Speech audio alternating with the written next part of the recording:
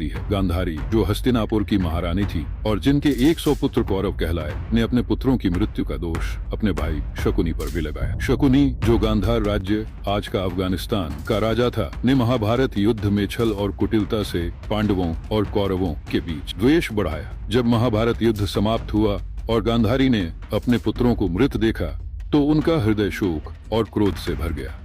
उन्होंने अपने भाई शकुनी को श्राप दिया, कंधार, नरेश, तुम्हारे राज्य में कभी शांति नहीं रहेगी।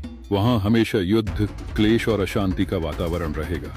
तुम्हारे राज्य को शांति का सुख कभी नहीं मिलेगा। कहा जाता है कि गांधारी के इस श्राप का प्रभाव आज भी देखा जाता है।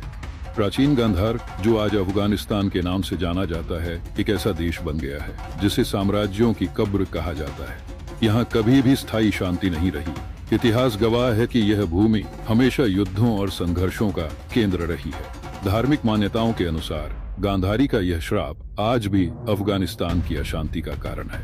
यह कथा होती है, गांधारी, जो हस्तिनापुर की महारानी थी और जिनके 100 पुत्र कौरव कहलाए, ने अपने पुत्रों की मृत्यु का दोष अपने भाई शकुनी पर भी लगाया। शकुनी, जो गांधार राज्य आज का अफगानिस्तान का राजा था, ने महाभारत युद्ध में छल और कुटिलता से पांडवों और कौरवों के बीच द्वेष बढ़ाया। जब महाभारत युद्ध समाप्त हुआ और गांधारी ने अपने पुत्रों को मृत देखा तो उनका हृदय शोक और क्रोध से भर गया।